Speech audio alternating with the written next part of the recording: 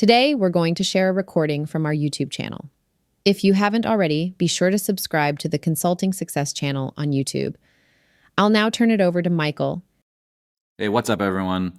Just got back from Miami where we had the Clarity Coaching Mastermind. We had clients flying from all around the world, as far as Sydney, Australia, and Denmark, to join us for 3 packed days of masterminding, insight sharing, experience sharing, laughs, just good times. But ultimately, everyone's spending time building their consulting businesses. So these are 6 and multi 7-figure consulting business owners coming together to share what's working right now, helping each other see around the corners, prepare for the future, and take their consulting businesses to the next level. So what I thought I would do today is just share with you a few of the topics, a few of the kind of discussion points that came up during these 3 days. And of course, there's so much, can't go into all of it. Some of it is definitely confidential.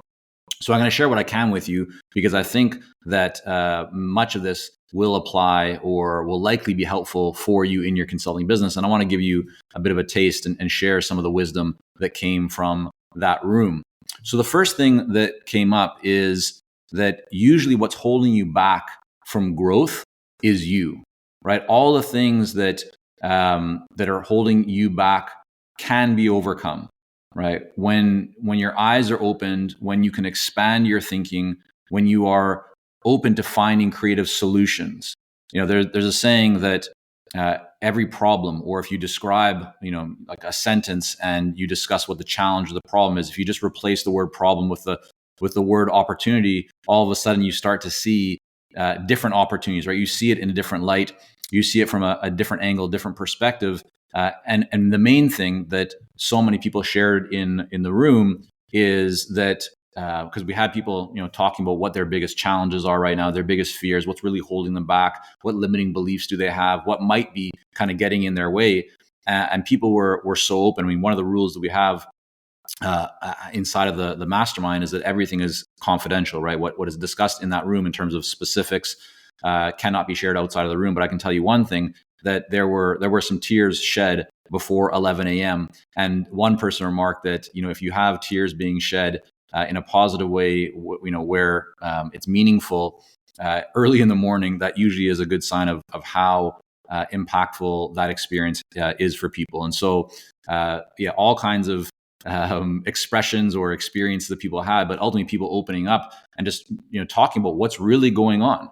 So much of the game of business is not just about what it's about how you think about things, right? Every entrepreneur gets knocked down or gets punched in the gut. Not in reality, but that is the feeling, right? That we all kind of go through the roller coasters, the ups and downs. But what separates those who struggle from those who succeed is that your ability to get back up, your ability to look at a problem, to look at a challenge and at an obstacle, and see an opportunity, see a new way to overcome that. And so, we got into some very specific examples of that during the mastermind event. But that's one concept that I think is so critical, that whatever is in your way right now, you can 100% overcome it, right? If you surround yourself with the right people and the right kind of, new ideas and insights, so that you can expand and shift your thinking. Because what you're seeing right now, in terms of what is the possibility, somebody else will look at that and they'll be able to see a much different potential or opportunity for you to make the change that you want. So that was number one. Number two is we did an exercise looking at client value. And one of the takeaways from that is that not all clients are created equal.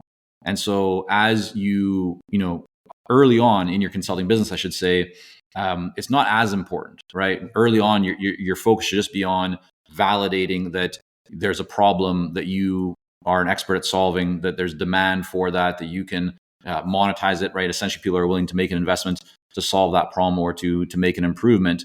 And you want to do that a few times. That should be your sole focus. But as you start to establish your business, and when your focus becomes, how do I grow this? How do I scale this in a sustainable way, in a way that supports my lifestyle and the business model I want to have and the level of income I want to create? With the focus on growth, it becomes more important to focus on the real true ideal client and recognizing that not all clients are created equal.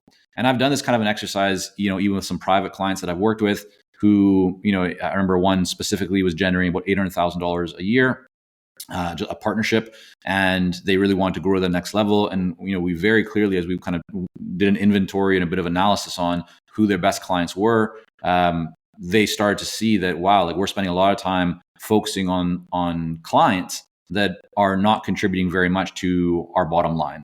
And so we have a lot more clients that are not as profitable and a lot fewer that are significantly profitable. Let's start shifting all of our focus to those that are more profitable.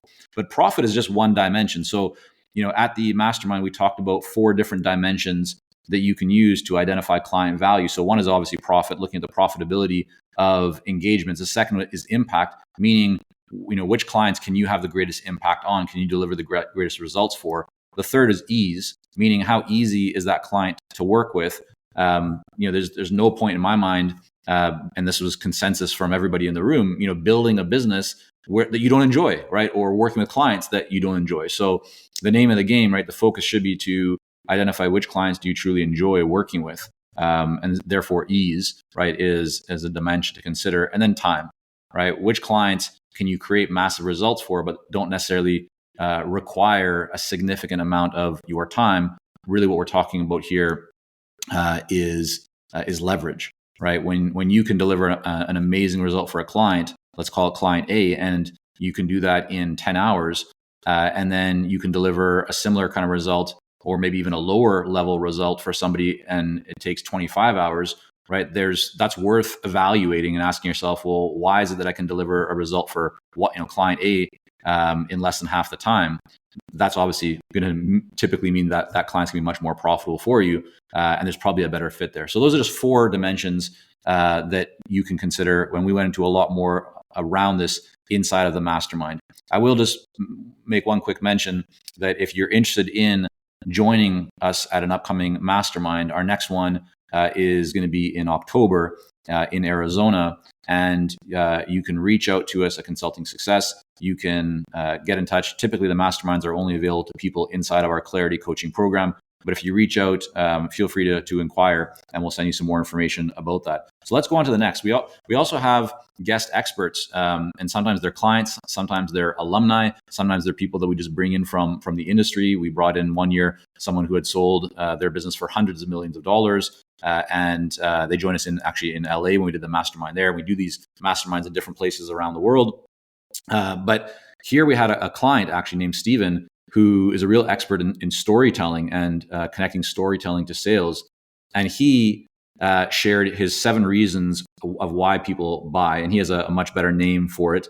We'll probably put a bit more of a spotlight on Steven and what he's doing, maybe in an upcoming podcast episode, or on the YouTube channel, or even on our blog where we have contributors and experts share. So if you haven't checked out the blog in a while at Consulting Success, I encourage you to do that, because not only are we sharing data and articles and best practices, but we have guests and experts and clients and alumni and friends who are really good at what they do, also providing articles and content for the blog. But Stephen again shared 7 reasons why people buy and the power of creating stories to speak to each of those 7 reasons. So if you think about, if you can understand what those 7 are, I'm not going to go into all of them in detail here, but just think about, or recognize, I should say, that there's a certain number of categories, right? 7 categories essentially that Stephen has defined that you can put the reasons of why somebody buys. And when you understand those 7, you can then prepare stories of your experience, clients you've worked with, situations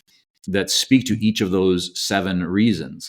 Then you can embed those into your presentations, your marketing materials, your content, your sales conversations. And what it really allows you to do is to prepare and almost deal with objections before they even come up. So really powerful stuff. And yeah, people absolutely loved that session. So we'll be doing more, I'm sure, to share Stephen's gift and his information with all of you soon. But I wanted to bring that up. What else do we have here? So here's another one. Yeah, we talked about, this was a session that we did on day 3 of the Mastermind. And what we talked about was that businesses that have the ability to scale, right? So meaning that they're engineered, they're set up with kind of scalability in mind, are generally worth 2 to 3 times more compared to businesses that aren't scalable. And you might be thinking, well, I'm not even interested in like selling my business. That doesn't matter. Yeah, I understand, but why not build a business that you have the ability to sell, if you decided to in the future? But the other reason is that when you build a business that can scale, and scale doesn't have to mean that you need a ton of people. It really, in my mind, the way I kind of define scale is that it has the ability to grow without necessarily requiring more and more inputs all the time. And so, having better systems, better processes, the ability to train people, the ability to, to productize, things of that nature generally are what scaling is all about. And so the business can grow kind of exponentially if you want it to. But yeah, so much more value. So we went through an exercise with people looking at what are the things that hold people back from being able to scale their business. And there were some really, amazing discussions. We were in a hotel in the Brickell area of Miami. The room that we were in was the top floor of the hotel and overlooking the Miami skyline, looking out over the ocean. There was an amazing kind of pool deck and seating area and bar area there. And so people are doing sessions, either going for walks or sitting up overlooking the Miami skyline, sitting by the pool. It was just such a great place for inspiration and motivation. So the feedback we got from the event was fantastic. But imagine people are, in these groups talking about how to scale their businesses and sharing their own experiences. And so to offer you some ideas on scaling, there's 3 things that generally create bottlenecks when it comes to scaling your business. The first is, too many manual processes. So look at where are you doing things manually right now. The second is lack of system. So where do you not have a system that if you had a system would allow you to be more efficient, to reduce waste, to create better results for your clients, right? And be more effective. And the third, and this is a big one, is reliance on the founder's time, right? So if you are the bottleneck inside of your business, if your business cannot run without you, then it's not going to be very valuable to a potential acquirer. Now, even if you don't think or are not interested in selling your business, the benefit of shifting or removing the reliance on you as the founder means that your business can run without you. Well, wouldn't it be nice to take a holiday and know that your business is running? Wouldn't it be nice to say, hey, I'm going to go away for a month, and not only do you still have income coming in, but you don't have to worry about things blowing up, right? What if somebody gets sick? Whether you get sick, a family member, a child, just something, life happens, right? Different things happen. But wouldn't it be nice where you don't have to necessarily be inside of the business every single day in order for it to function and operate? And so that's what shifting the reliance of the founder's time is all about. Again, I won't get into all the details of this. We'll maybe do further sessions. I'd love to hear from you.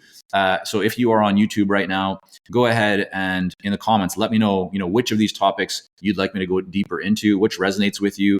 And then I will do that in a future video. And if you are listening on Spotify or iTunes or wherever it might be, I'd love, obviously, if you can share, subscribe, leave a rating and review. And in that rating and review, because I try to read all of them, let me know what resonate with you inside this episode, and I'll take that as a note to go then deeper into an upcoming episode, or maybe even an article or a podcast, and we'll bring in a guest to go deeper into that topic. So let me know, guys, and everyone, what you find most interesting and what you'd like to learn more about, and we'll go deeper into that. So that was the third one, right? Is reliance of the founder's time. Again, if you are interested in joining us for our upcoming mastermind, this is again generally for people who are inside of the Clarity coaching program. You can find out more about that by going to consultingsuccess.com and click on the coaching link in the top navigation, kind of top of the website or the menu there. And you are welcome to apply for that program. We'll generally just jump on a call with you, find out more about you and your business, make sure that it's a good fit, make sure that we feel confident that the program is going to be the right thing for you.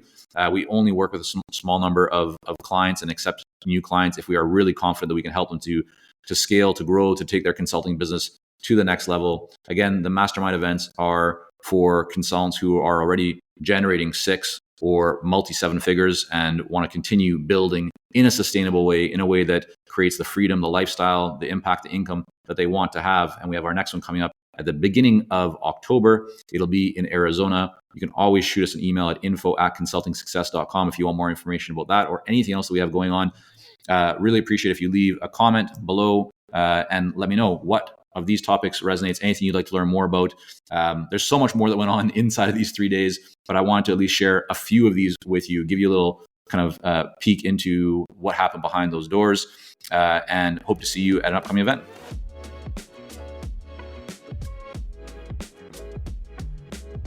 Thanks for listening. If you enjoyed this, you'll love all the free resources, case studies, and best practices at consultingsuccess.com. Don't forget to subscribe and leave a rating and review on Apple, Spotify, or your favorite podcast app. Thank you so much.